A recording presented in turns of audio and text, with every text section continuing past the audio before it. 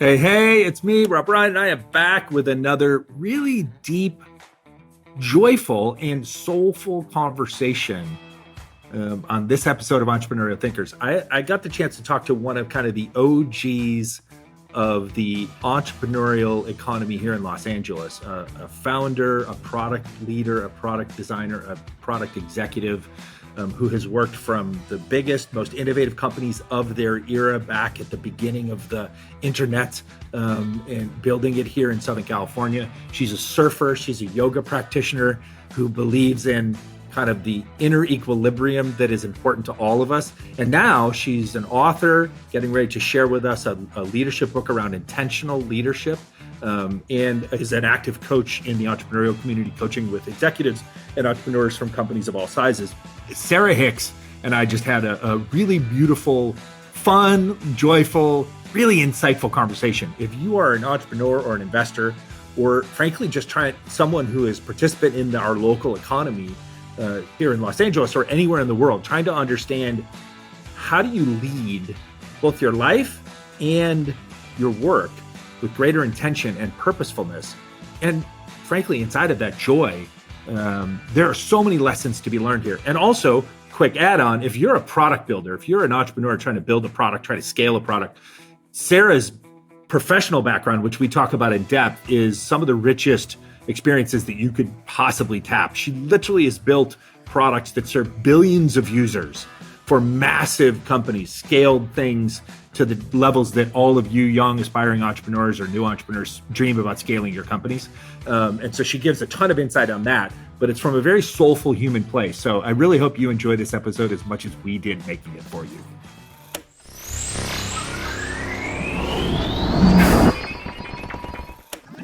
We are so grateful to be supported by these community champions: Sales MD, Team Friday, Realist Lab, Kiana Patterson, Diego Chavez, Jer Boucher, Heather Ryder, Janine Sua, Lily Roca, and Steve Kernan.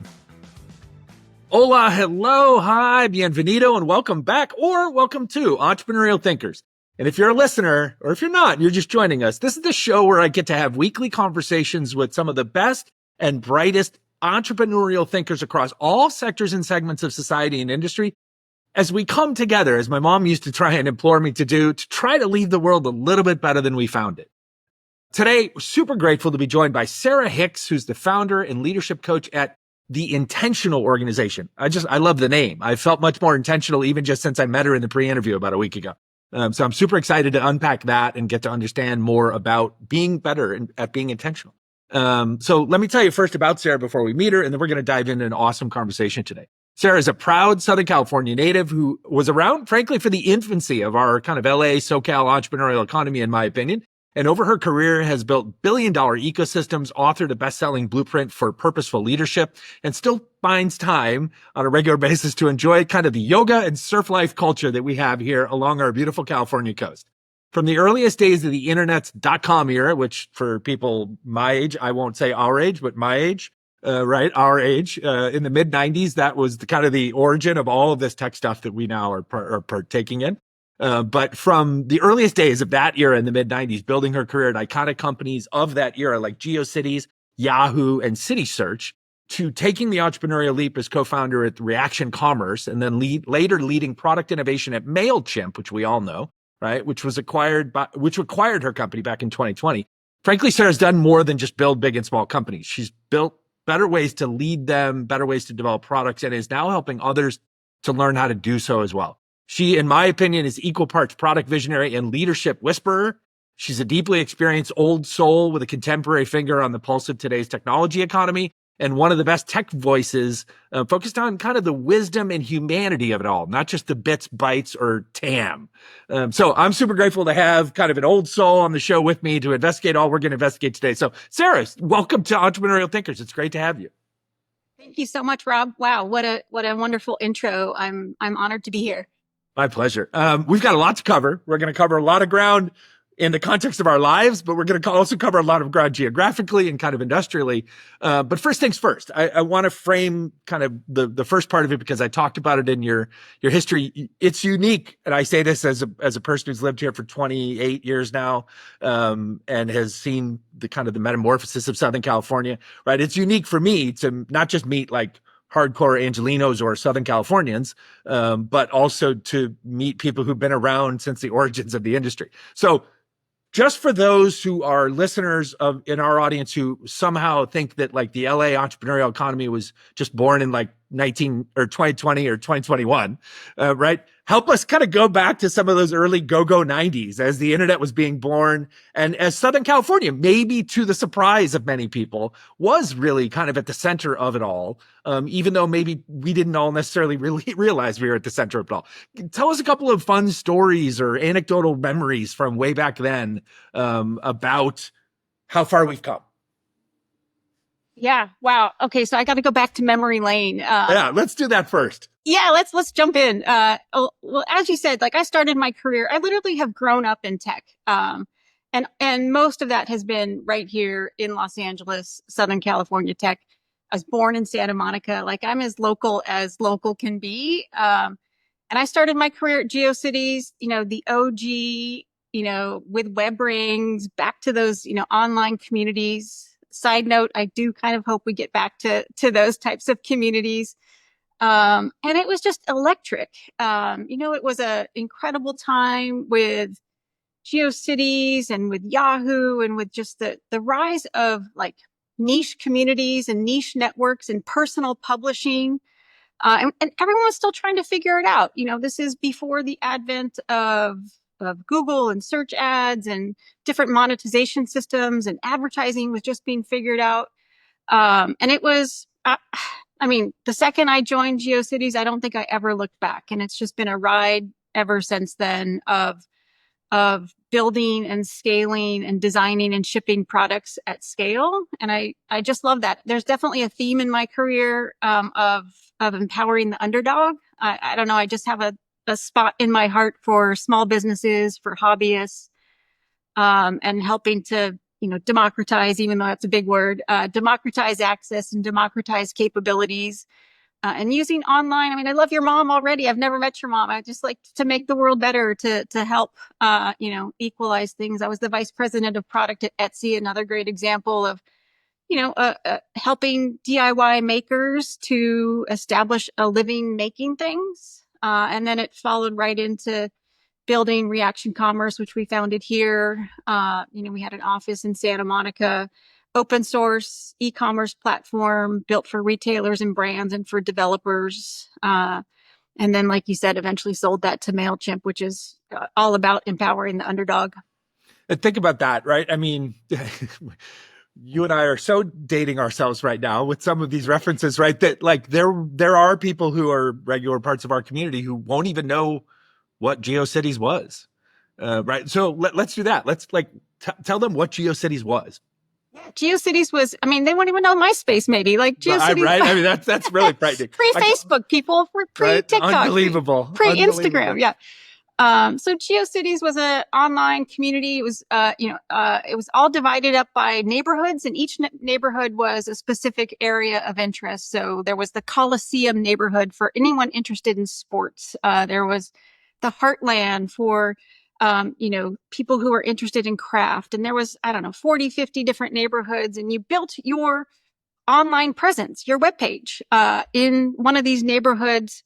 And all of these neighborhoods were connected. And so there was just more serendipity. There was all this ability to kind of see other people's personal websites, this is like before there was any templates or anything. So people were really putting their words and their hearts and probably too many GIFs, on their pages.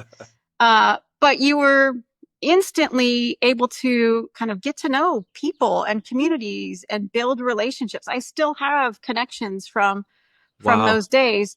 And I was in charge of the community leader program, which at the time, there was all these volunteer community leaders who were helping to manage the neighborhoods, which is, again, this is before there was ways to figure out how to deal with spam or how to deal with, different problems that arise in communities. And we had thousands of volunteers.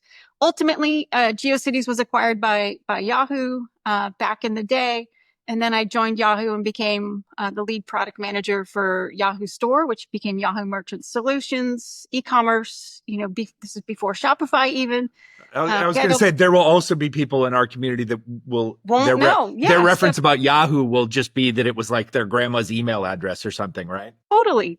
So this is, like we were building one of the first software as a service solutions to, to help businesses build e-commerce websites. And we were connected into the large marketplace, which at that time was Yahoo Shopping, and giving the tools to process orders, do inventory management, catalog management, and build, e-commerce websites. We probably had about 50,000 merchants on the platform. This is again back in early 2000s, doing billions of dollars of gross merchandise sales through that platform. So super early days of building kind of core infrastructure, commerce, publishing, websites. And, we all know where things are today. There's so many more tools. There's so many more resources. There's so many more ways to get online, that, than there were back 20, 25 years ago. You know what's interesting to me as I'm listening to this, and then I'm having my own flashbacks, right? Experientially as a user. And I'm thinking, like, you said some key words, right? You said community, you said connection, you said relationships, you said neighborhood, you said social, right? Like, and those are all words that now today's technology user, today's social media user or tool user are screaming that we lack, right? And then the companies are like, I'm not going to necessarily give them credit for trying, right? But they're saying that they're trying to address that, and they're trying to iterate products, and they're trying to iterate features to address that, to make this a more human experience. And I'm curious how you feel about this. Like, sometimes I think we fall into this kind of blame game trap of the idea that it's technology's fault, right? And I think, like, my humble opinion, I think we've learned, and you just illustrated it for me, like it's the people who, and not picking on particular people, but like it's the management and the building of, and the how we decided to scale these things as capitalistic companies to monetize them, that essentially took them away from what they were capable of doing. Because you just said we invented these tools that weren't supposed to do these aspirationally. They did these things. Like, they literally did these. They enabled people to use them in this way, which means that the technology 35 years ago, was completely capable, or 30 years ago was completely capable of solving for the things that today everybody is outraged that it doesn't provide. But then we just kind of throw our hands up. Well, it's just technology. Technology isn't human. The only way we can solve for those things is get out of our house and go down the street. And it's like, yes, we should get out of our house and go down the street. But you built these things already. Yep. It's so well said. And these are cycles, right? Like we go in these big arcs, and, the benefit of having a career like I've had, like you've had, is we have perspective, right? So we've seen these big evolutions. We've seen social, then it was mobile or local or cloud, and now we're in this big shift towards AI. And there's always a lot of hype, and there's a lot of important shifts. But we always have to go back to the roots. Back in the day, we used to always harp on the 3 C's, community, content, and commerce. And those were the big things. And it was so hard to get right. You could get parts of it, but then you might lose some of the soul of the community. You might lose some of the soul of your content and your voice and your brand and your positioning while you're optimizing for commerce or for revenue or for your business model. And I think it's a pendulum. We keep seeing these things swing. Maybe we're over here and we've kind of lost a little bit of our kind of personality. So maybe overweighted to commerce. Gone over here, and eventually, it's interesting with AI. It's become super, super easy to create content, or easier, maybe too easy. It's become much easier to create prototypes and create websites, at a surface level. But what my opinion of what will be important to stand out and differentiate is going to be, voice and brand and pixels. Everything is going to become homogenized and look alike and feel alike and templatized. So how do you create identity? How do you create brand? How do you stand out from increasingly more and more noise and more competition? Yeah. Fascinating. We are so grateful to be supported by sponsors like our friends at Haney and Company. You know, we all know that in today's complex financial landscape, having a trusted advisor can make all the difference. Since 1960, Haney and Company has been providing comprehensive accounting services to a diverse range of clients, from small businesses to large corporations. With nearly 400 professionals across 13 locations, they offer services in tax, audit, business consulting, and client advisory. In fact, their commitment to excellence has earned them recognition from Accounting Today and Forbes magazines. At Haney and Company, though, it's not just about balancing books. It's about building lasting relationships based on trust and mutual growth. So visit HaneyCPAs.com. That's HaneyCPAs.com to learn how they can support your business's financial journey. Pivot a little bit to kind of widen this out, let's talk about kind of the entrepreneurial economy in Southern California. You've seen a lot, as you said. You and I have been fortunate to be able to see kind of the arc of history. What have you learned, or what is your sense of kind of what a couple of the key components are to the growth of any local entrepreneurial economy, using Los Angeles or Southern California as an example? What are the key attributes? If someone's coming along like, we want to build a vibrant new entrepreneurial economy in Albuquerque or in Phoenix, right? Like, what have you seen and experienced firsthand that you think are maybe the two or three kind of key pieces of any entrepreneurial economy? I love the question. And I just want to put a pin in here. Like, I think you and I are going to be friends for a long time. Like, we're going to talk forever. But so in my opinion, I think it's at least a three-legged stool. And, all are required in my mind to like hold up the ecosystem or a ecosystem. So first and foremost, no surprise, it's about people. And so for me, that's investing in people and in talent. That's the curriculum. It's local colleges, the junior colleges, as well as the four-year colleges. It's workshops, it's events. I think we're pretty strong here in Los Angeles, but I think our downfall is that we're very siloed. So things are happening. Interesting. But, if we came together, it could be so much more powerful. So that's number one, people. I think the second thing is obviously capital. We need there is lots of capital here. There's more and more. When I started my company in 2013, I was actually told when I started fundraising, don't waste my time in Los Angeles. You're like, I'm already here. Like, I'm like, wait a second, I'm here. I want to ultimately, thankfully, our first seed investor and first capital in was a local venture firm. So, but right now we all know it's going to select individuals and select areas. So, there should be, more capital, more different types of capital. Not every company should raise venture capital.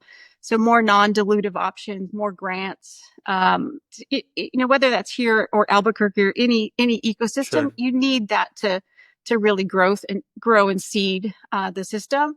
And then I think the last part, I'd say what we've been talking about is community. So, and I think this one's probably in my mind the most critical alongside people. It's hard to choose because it requires so much intention and so much thought. It's programming, it's listening, it's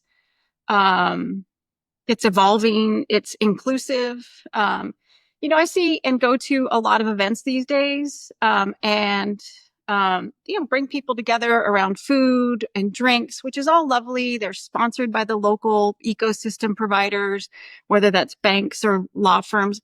All of it's great, but then there isn't any intentionality to the gathering or to the connection. And so I think we just need to work harder. I think, that would be my recommendation to any community that's trying to, build up their startup ecosystem, their tech ecosystem, is when you connect people together, and increase the number of voices, increase the programming.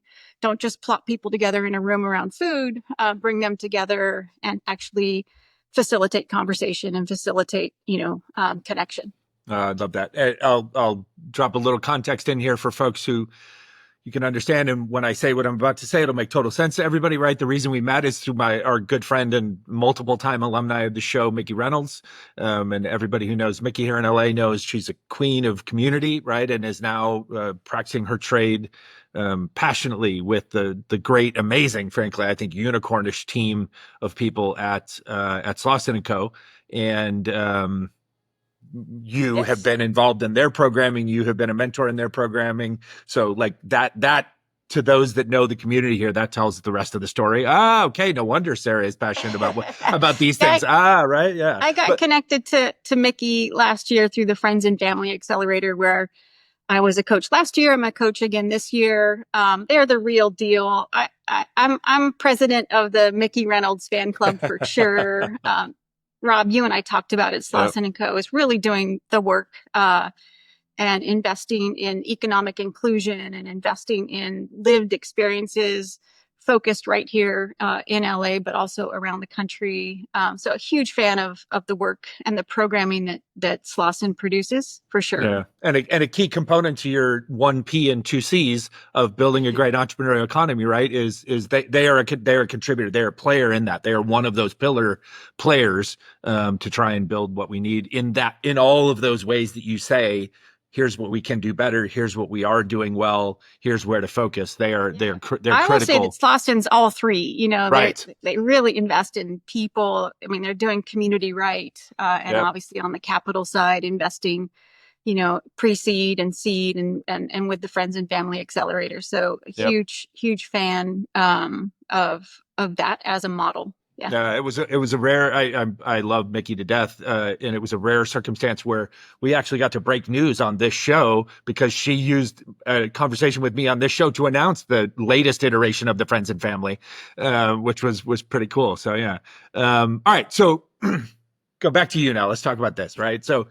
You have so many experiences, and you've literally built the backbones of so many things that are essentially, we're going to talk about this more later, like the infrastructure that today is built upon, right? But let's go back and just dig into something specific. So you have this incredible career arc. We already talked about GeoCities, Yahoo, City Search, all that, what it became. What led you to co-founding Reaction Commerce, and what was the growth story behind that company? Yeah, so like I said, I co-founded Reaction Commerce in 2013. And that was, after long career as a product person and product builder, mostly in commerce applications, large marketplaces. And like I said, Reaction Commerce, completely open source commerce solution for retailers and brands. And at the time we started building it, we kind of noticed a few things. So the existing commerce solutions in the market at that time were all built before the launch of the iPhone. And so there was just a fundamental shift in consumer behavior, in technology, and everything was outdated in our opinion. And we also saw this rise in different technologies. There's a big shift towards Node and JavaScript and React. And we just knew as builders ourselves that you just wouldn't build the commerce solutions today the way they were built previously. So we're like, there's a technical evolution, there's a user evolution. We just felt like there had to be a better way. And we'd also pulled out our own hairs trying to build on these legacy solutions, on these closed solutions. So we were suffering through these implementations in these large marketplaces. And like you do when you have an entrepreneur, you're like, who better than us to try to, try to do this differently. And so no one else is doing this. I guess we have to do this, right? Why not us? You have to have that naivete to kind of get things going. So we bootstrapped the business. We eventually raised over $15 million from top tier venture capitalists, grew the team, we were a globally distributed team across multiple continents and time zones. Wow. We were the fastest. This was circa what years? We started 2013 and we sold in 2020. Okay. So for context for folks that might not know, 2013 era seed rounds weren't $50 to $100 million, right? So the fact that they raised 50, and also, by the way, context, there was remote distributed work prior to the pandemic. And you were apparently leading on that front as well. I'm so glad you're grounding this. You're right. Yeah. Today's seed rounds, I don't know what the definition is of a pre-seed. Why is there pre-seed seed? Right. Anyway, we raised. I wanted to give you proper props, right? Shout out for the raising $15 million and back then was a huge accomplishment. Yeah. It's like 10X now, whatever. Right. Exactly. It was a total grind, let's be clear. But we raised $15 million total. We were most proudly to me, the fastest growing open source commerce platform ever. So we had a huge following worldwide with open source community and open source developers. We had commercial agreements with some of the largest enterprise retailers. We could probably have a whole show just on the reaction commerce journey. I'd imagine. And this is all also in a world like largely pre-Shopify. This is, this was early Shopify. Yeah, and yeah. Certainly Shopify wasn't focused as upscale as they are now. Right. Pre-Shopify Plus, pre-Shopify APIs. So we Okay. were more at the mid to higher end of the market. If you were using us, you were more complex. You had a larger catalog, you had a larger volume, you had a ton of integrations, you maybe had this legacy, and you just knew you had to modernize. You knew you had to kind of advance in order to stay relevant. And one of the benefits with us, because it was open source and because we had built it pretty modular, is that you could adopt pieces as you go. You didn't have to do a whole rip and replace. So we saw lots of interest. We were at an inflection point late, 2019. It was either go raise the Series B, do a bunch of layoffs, or, we were looking at all of our options. And I just started to run a parallel process of either trying to raise the capital, strategic investors, and saw immediate interest in what we had built and the team that we had built. And long story short, MailChimp needed commerce, we needed customers, peanut butter, chocolate, we all came together. And the deal closed April 15th, 2020, which, as we all know now, was a month into the lockdown. So, somebody obviously sent you a secret email in mid 2019 and said, "Hey, we wouldn't have survived if we hadn't started that process. By the way, guess what's coming? Maybe this should factor into your decision about what you're going to do next." Had I known, I was super fortunate to have started the process when I did, to have connected with MailChimp. It was culturally a really good fit for me and for the team and for the product. And then I eventually became the chief product officer at MailChimp. And then 18 months into that, MailChimp got acquired by Intuit. So my friends like to call me a turducken. I've been acquired twice. I'm not sure how I feel about being called a turducken, but I would have gone with Russian nesting doll instead. I prefer that. I prefer that. Right? I will go with it. It's just a wild ride, and super fortunate. I didn't imagine that I would be, part of a major 17,000 person public company. One of my teammates at Reaction Commerce, she was like, "Okay, last year we were 40 people. Now we're 1,500 people. And now we're over 15,000 people. This is just too much." And I was like, it's too much. Yeah. It's different. It's a wholly different life. It's a different career path. It's a different experience. Some people are suited to it. Some people are not. More often than not in our world, right? We have found over our lifespans that the founder types or the early stage entrepreneurial employees, even at the smaller companies, the 0 to 40, those people are not well suited to that life. It does, as you say, become too much. You'll laugh at this little anecdote. I was talking to some friends. There's an Argentinian company that I had the good fortune while I was running my last business prior to the podcasting life across Latin America. And they were like a 25 million-ish dollar a year company. They'd been around, the founding group of 5-6 guys for 16, 17 years, right? And they were kind of at that inflection point moment. And then they eventually, very similar timing, ironically, they started a process in 2019, eventually sold and just got the deal written and signed, I think the third week of March of 2020. And then went into their earnouts, okay, we're going to plunk you down around, and Mercado Libre was the company that acquired them. And so they went kind of got their little executive jobs. And as I told them at the time, as the guy who had advised them for the prior 3.5 years, I was like, it's just part of the process, but you're not going to like it and you're not going to last. I was like, there's probably one of the 5 of you that will last. And literally now, fast forward, one of the 5 of them last, and he loves it. He's thrived. He's now super executive inside of Mercado Libre, but all the rest of them didn't even make it through 50% of their earnout phase, right? They all bailed a year into the 2-year earnout because they were like, this sucks. This is just horrible. I feel completely constricted. I'm like, dude, you literally have a job title that doesn't mean anything. You're just collecting a paycheck. You don't actually have to be rest and vest. Exactly, right? But that's the instinct, right? It's such a literal foreign experience.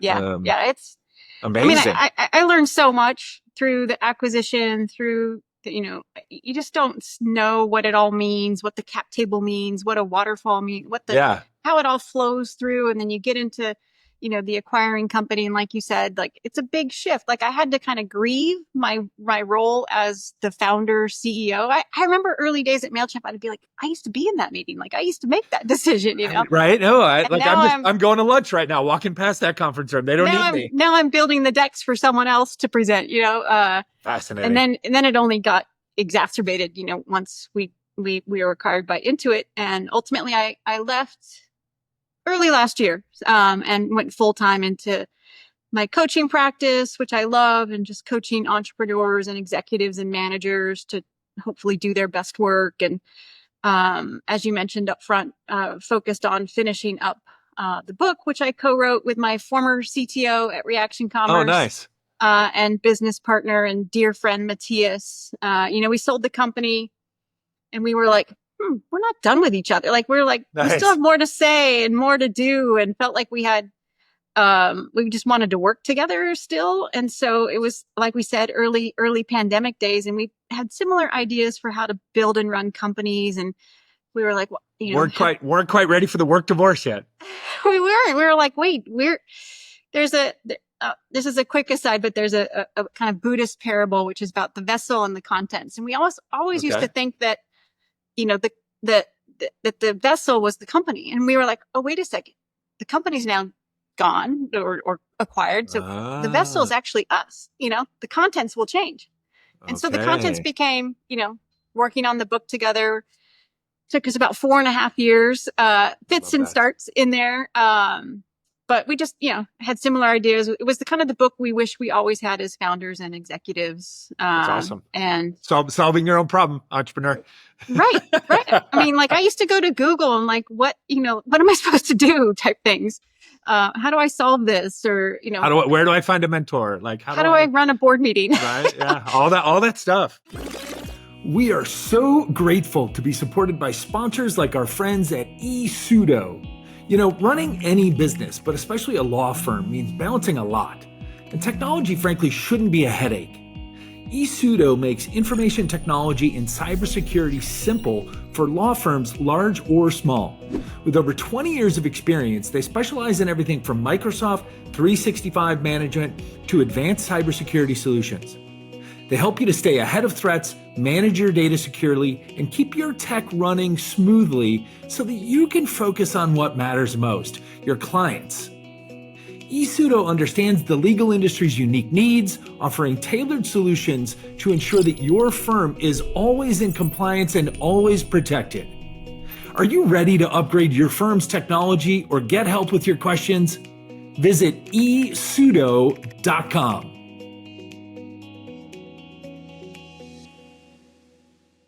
All right, yeah. And we're going to talk about. I want to widen this out and talk about the intentional organization, the book, all that stuff, your leadership practice.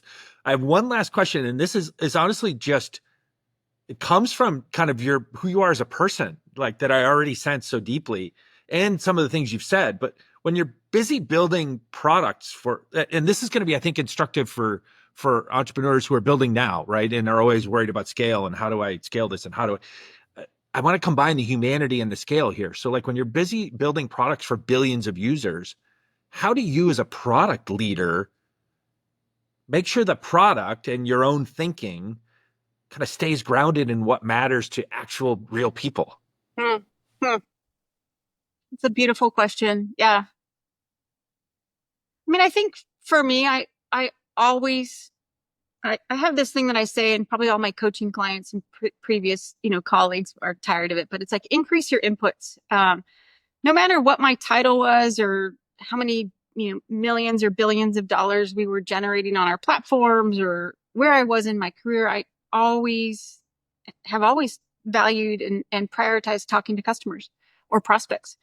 And it's probably the number one thing I say to my clients is, talk to customers, not once a month, once a quarter, at least every week, and just get on the phone, get out in the field, and hear the voice of what your customers are experiencing.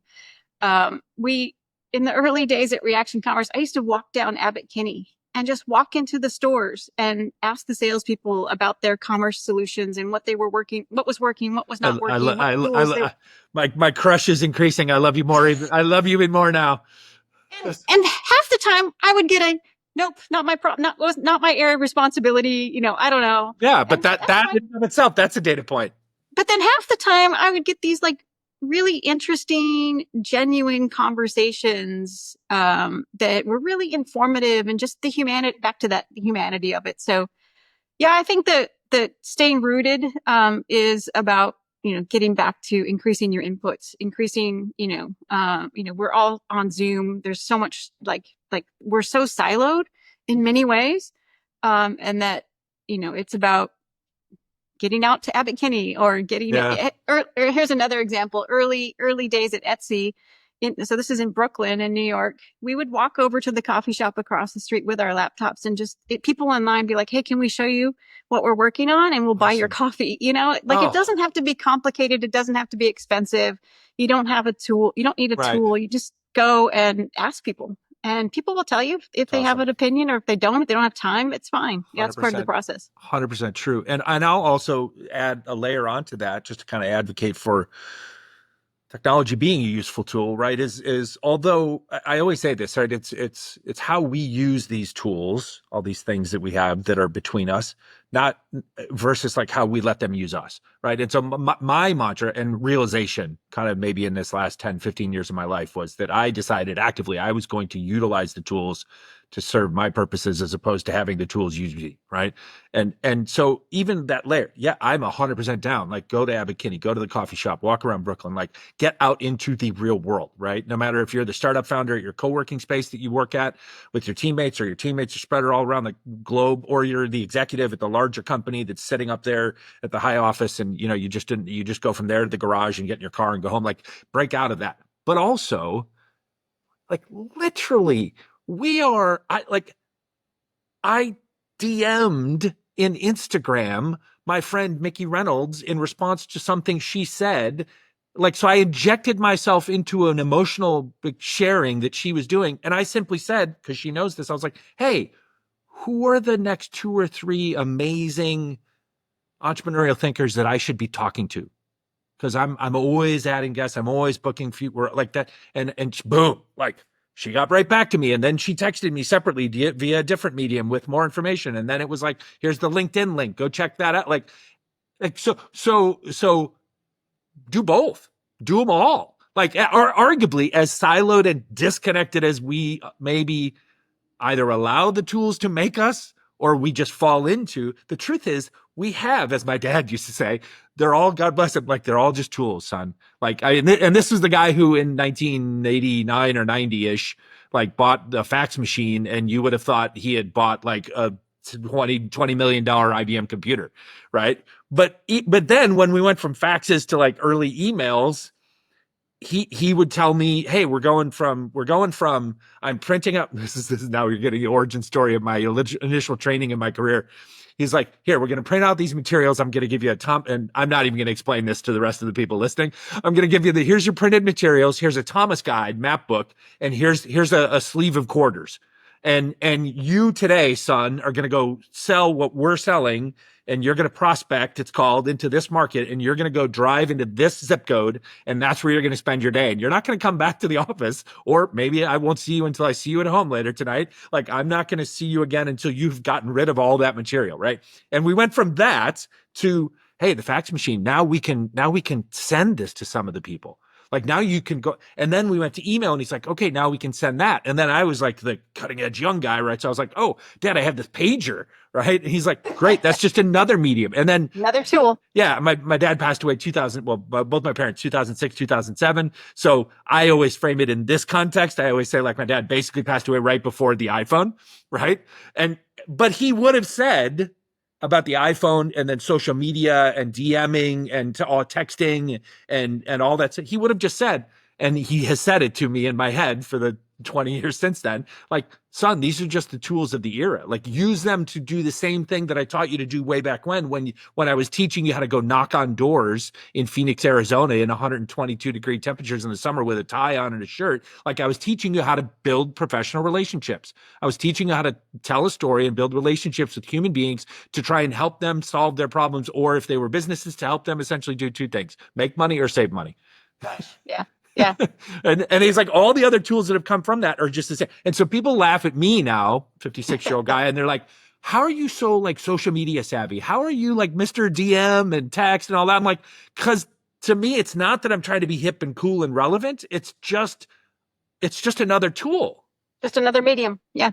Yeah. Right. Just another tool. And now this is podcasting is just another medium to connect with people and tell stories. So it's fascinating. All right. So you pre-told us already the origin story behind how you decided to and how you are writing the book. So we got that. But now, so here's your commercial now, so to speak, right? So talk to us about the leadership coaching practice. Talk to us about the intentional organization as your business, as you are now in just a formative year of building it. And kind of, this is how you want to spend a big chunk of your time and talents over this, say, next decade of your life.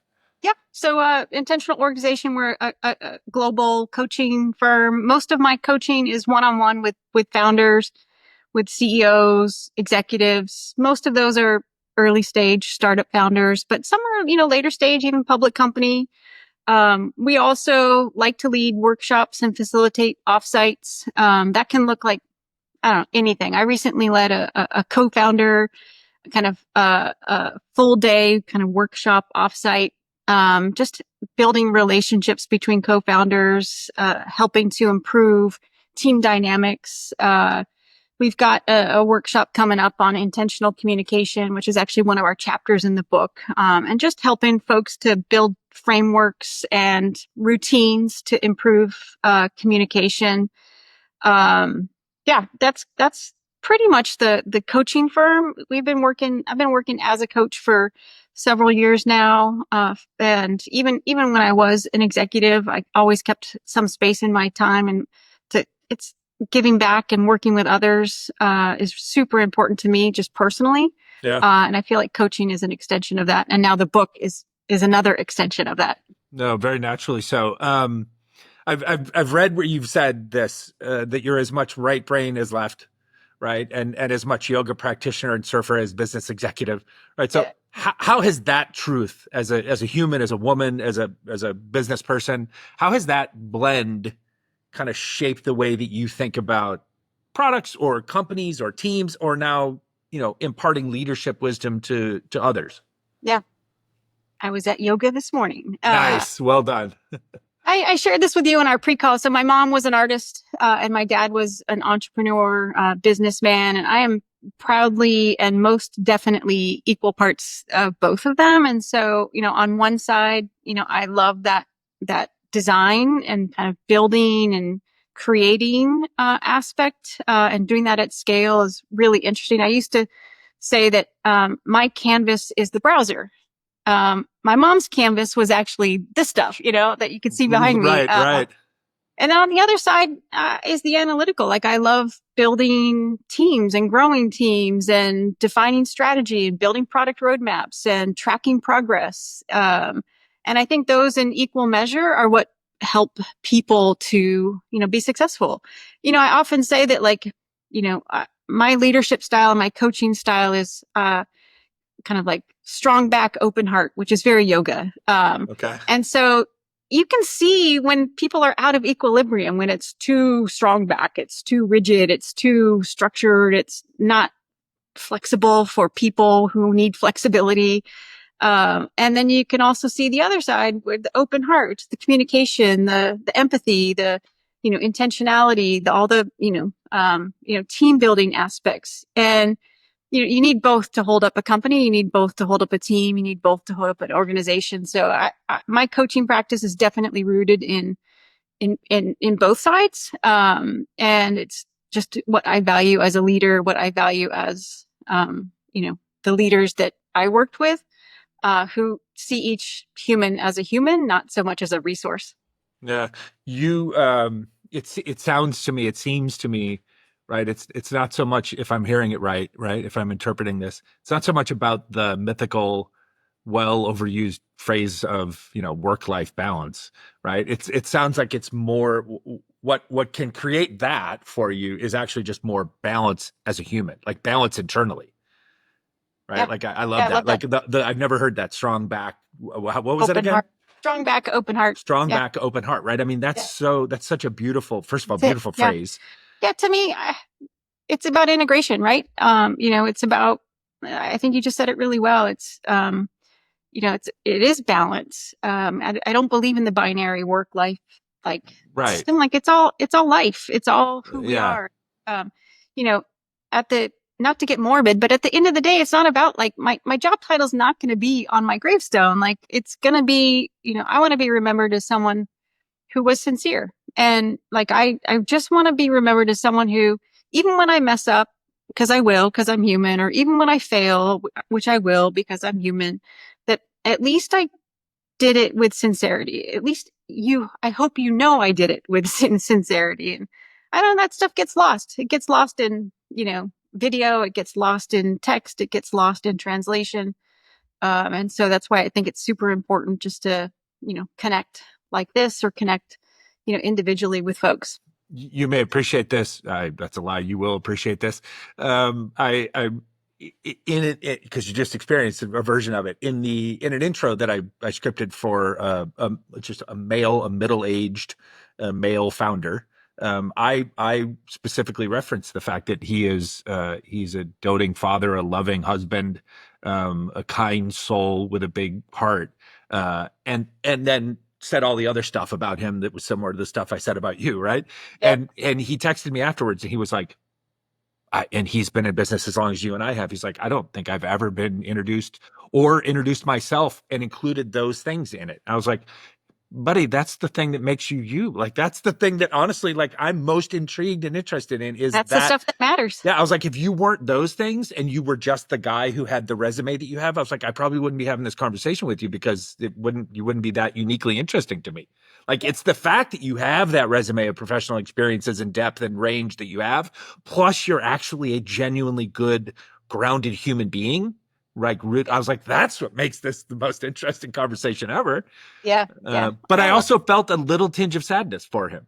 yeah. Right. Yeah. That Yeah. I heard that. he, I felt that too. I was like, oh, that's a myth. Yeah. Yeah. right? Like that's a miss. Yeah. Like, like how, like, wow, you're my age, man. And no one's ever said, and to your point, like, that's like your headstone's not going to No, say, that's company. That's corporate. That's, yeah, we're not invited, and it's not safe in many ways to bring your whole self to work. no, So, very true. And also, right, speaking from a position of privilege as a middle-aged white man, right? I get, like, I could say that now because I'm in my space and this is my thing and this is what I yeah. do. Yeah. And but the truth is, right, in a corporate landscape or as a woman or as a person of color or a woman of color, even worse, like Yeah. magnified times 10, right? Like you're what I just said is not right. I often think of my online friend here in LA, Minda Harts, the author, who's written a lot about workplace trust and workplace relationships.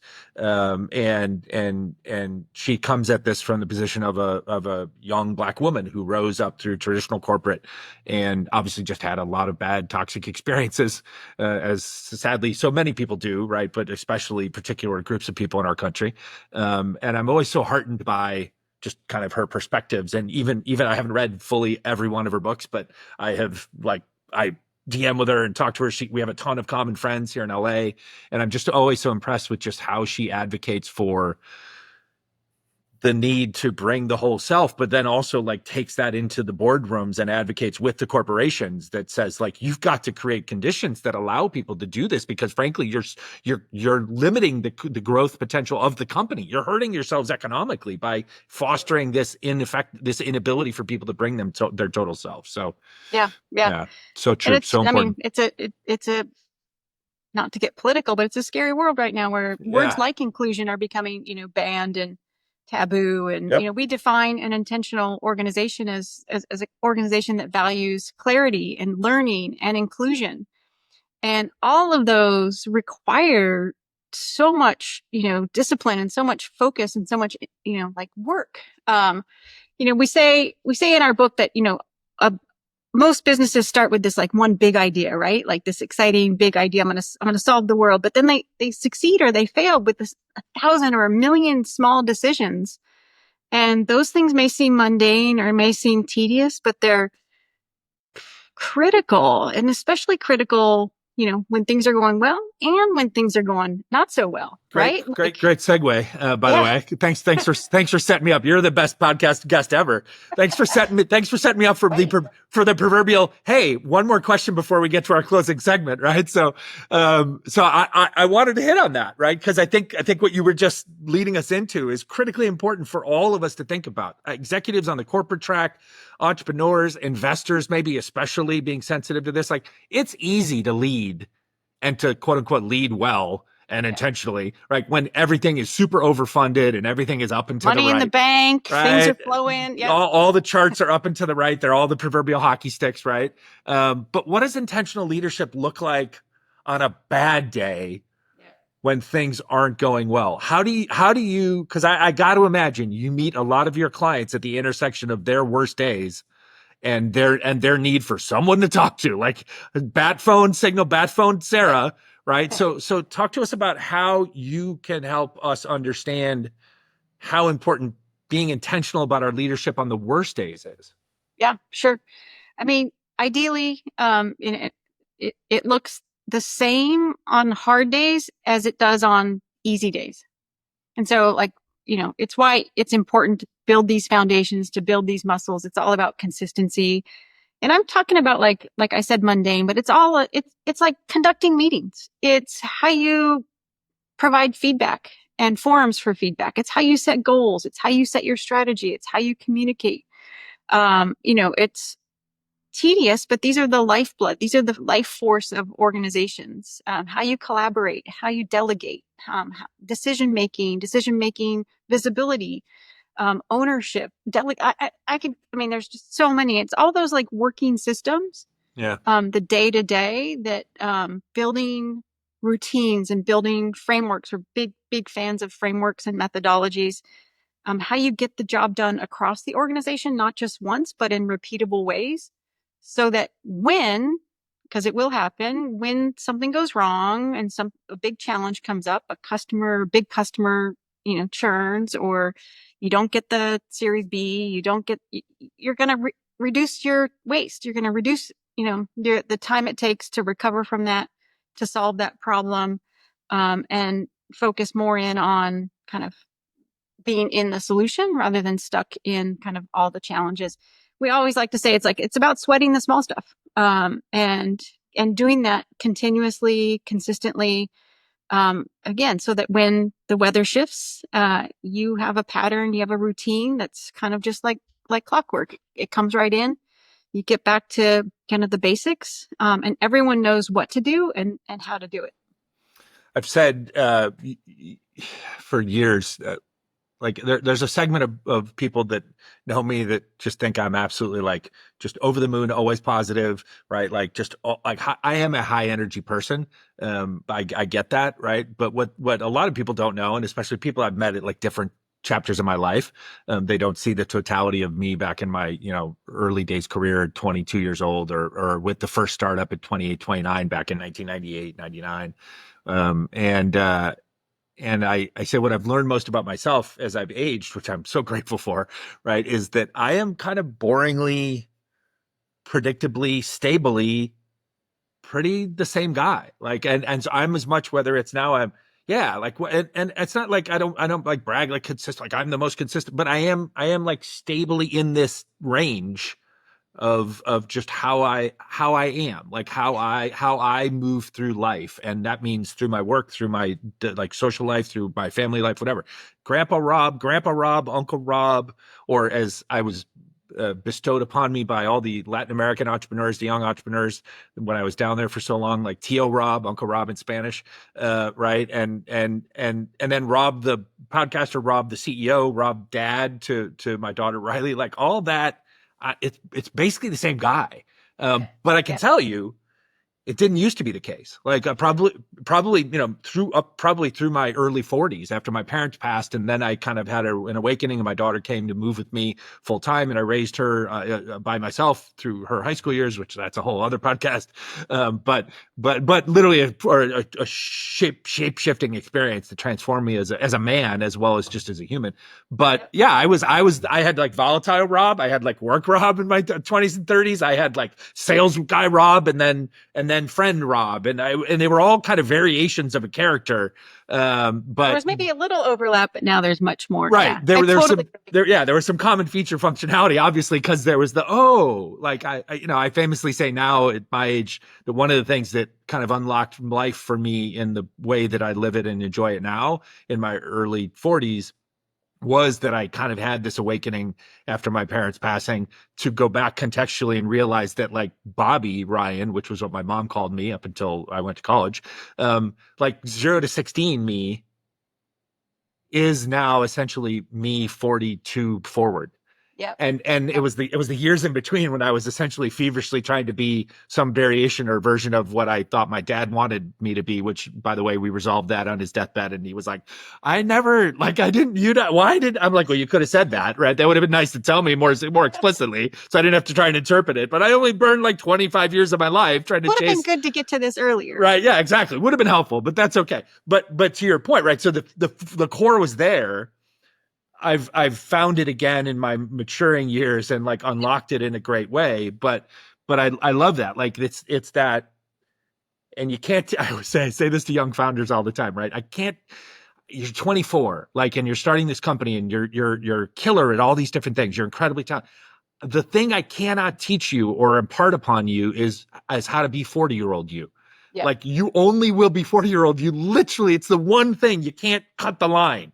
Yep. Like you won't be that until you're 40-year-old you. It's going to take you decades. Literally 16 years. If you're 24, it's good. Like call me back then and we talk about what 40-year-old you is like. Right. But so I love that you've woven that into like your belief system, obviously yourself, but you're imparting that to the people that you're coaching and working with. And then obviously this is all going to be in the book, which is going to be a wild bestseller because we're all going to buy it. That's awesome. I have one last question, kind of tactical question before we finish.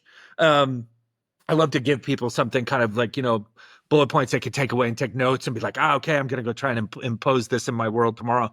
So if someone's listening and involved in our community and they want to lead more intentionally, like they've been inspired by some of your context and your encouragement, and let's just say they're in any organization, could be a small startup, could be a larger company. What are 3 specific things, like the first 3 things that they should question themselves about how they show up to help them learn how to be more intentional? Yeah. 3 things. Okay. So where do I start? Anyone's coming to me, obviously they have a curiosity, they have a desire to lead more intentionally or manage more intentionally. I first and foremost look at like, okay, let's reflect. Write down, how are you spending your time? This is number 1. How are you spending your time today? Do an audit of what you're doing, of your calendar, of how you're showing up. If that's hard, just for the next week, pay attention. And at the end of each day, write down, hey, I showed up here. This felt good. This didn't felt good. I said this, I should have said this, all that. Just intentionally reflect. And then the second part is we call it assess. So first is reflect. And then the second is assess. Start to assess, kind of like look at like, okay, what do you want to do differently in the next conversation or in the next meeting or in the next sprint? If you're in the product engineering or design org, or what do you want to do differently as an executive in the next quarter? How do you want to show up? And assess kind of like what that looks like and how it could be different. And then 3 is put it into action. Start to do it. What are you going to do? What are you going to do differently? And commit to that. And if you can't commit to it to yourself, commit to your best friend. Say, okay, this next week, I'm going to have this difficult conversation with this employee or with this person, or I'm going to share this piece of feedback because it's important. And I think like we call that the RAD framework I just walked you through: reflect, assess, and do. And it's a simple one. It's one that we, at the end of each chapter in our book, we offer, a framework with questions for each of those. It's an easy template. It's something you can do before you go to bed at night. Just reflect, assess, do. Kind of. I'm a big like person who just writes things down and kind of like keeps a journal of wins and losses, so to speak, and encourage you're living assessment basically on it. Absolutely. Yeah. I got to stay current, right? Like I said, it's, we're all human. So we're all going to have, moments that are successful and moments that we're going to learn from and hopefully, make changes from. So unless you're really paying attention to that, it can get away from you pretty quickly. I'm fascinated. You also kind of almost like postscript attached accountability to it right at the end, right? Because you said like talk to a friend, share with whoever, spouse, loved one, partner, coworker that you trust, like business partner, whatever, right? Share with someone that here's my reflection, here's my assessment, I'm going to take action. But like, I'm letting you know, because I think that's critical, because to me, as I was listening to it, I thought, because now you just told somebody that you're about to do this, which now that means you have both some feedback loop, which is if it's obviously a person you trust, that's hugely helpful. But then also like now you got to go do it. Like, so now you're in the do it phase. So now like this person's going to like, did you do it? Did you have that conversation? Did you do that thing? And then you can get the benefit of the how did it go and blah, blah, blah. Yeah. It's that what are you going to do and when are you going to do it? And breaking it down so it's manageable. It's like, what are you going to do in that next week or 2 weeks? And then in my next conversation with that friend or with that coaching client, you betcha I'm going to be the person who says, hey, we talked about this last time. How'd that go? Or where are you at with 100%. that? Just to be an accountability partner, which is, I think, one of the main jobs of a friend or a coach or a colleague, right? Yeah. I think the amazing value there, right, to just pile on, validate everything you're espousing is, if someone is hypothetically in this question saying like, hey, I am curious, I am reflective, I know I may need to, or I want to be more intentional in how I lead. Like eventually some of the things I would think that might stop people from trying to go through any framework or find an exercise or read a book or find a coach is this fear that they have to do it all alone, that they have to like transform themselves alone. And so therefore I'm just not going to do it. So when we tack on like that RAD little a of accountability and accountability partner and someone to talk to, all of a sudden it becomes now I'm unburdened by this. Right. Now I can believe in myself a little bit because I know I at least got this person in my corner that's going to encourage me to do it, to follow up. Did I do it, et cetera. That's awesome. It doesn't have to be complicated. It doesn't have like it's like walking a bikini. It's just like the RAD frame. Just you could do it tonight when you're journaling, and it doesn't have to be expensive. Coaching, some types of coaching can be super expensive, and coaching the way I see it and the way I want it to be is very approachable, and very kind of like available and inclusive. So that's partly again why we wrote the book. It's like an extension of our coaching. Like I always felt like I wanted to be able to offer more or share more. So many coaching sessions, I'd be like, I want to say this, I want to say that. And then it's like, okay, well, now a lot of that is in the book. That's terrific. That's really exciting. This is a blast. Thank you so much. So joyful. I will tell you, yes, we're going to be friends for life. That was pretty obvious even to me in the pre-interview call. But I will also say like, that's the beauty, like this show, literally you instantly now go from being a guest that we booked to the show to now you're an alumni of the community. Right. And we use that language very intentionally when we talk about you all to ourselves or to it, and to each other. I give you the great anecdote. I had the coffee yesterday with a little shout out to Lauren Greger and Renta Romper. I had coffee with her yesterday. And while we were having coffee, I was doing what I always do, processing this through the lens and her experiences of people and who she should know and oh my God, you need to know this person. Right. And then I dropped someone who is another alumni of the show. And then it turns out that they met each other 20 years ago, and I never knew that, right? But she also didn't know that she was an alumni of the show, and Lauren is an alumni of the show. Right. And so literally then last night, I'm getting texts from both of them with them telling me the story of them then connecting with each other yesterday afternoon via text and deciding to get together for lunch on the West Side next week. Right. And I'm like, that's the power of what we're doing here. So that's what we need more of. That's absolutely. Back to what we talked about, what's how needed. So we close out. How can folks find you, follow you, sign up for newsletters, get ready for the book? Like what's the website? What's the social media stuff?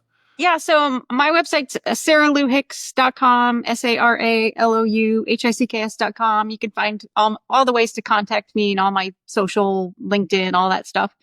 And then intentionalorganization.com is where you can find out about our coaching and where you can buy the book and all sorts of information, sign up for newsletters, get a free chapter of the book, all sorts of things. Yeah. Awesome. This has been a joy. Thank you. Thanks so much, Rob. Have a great weekend. You too. Yeah. Cheers. Well, I hope you enjoyed that episode as much as I did recording it. As always, we thank you so much for listening and watching. Today's show was recorded here in Los Angeles and produced by the incomparable Deanna Bernal in Mexico City. We can only grow this show by you listening and sharing the show with friends. So please find, follow, subscribe, and share our audio-only show on Spotify, Apple, or via any other popular podcasting platforms, as well as find the video version of our show now available on our YouTube channel over at Entrepreneurial Thinkers.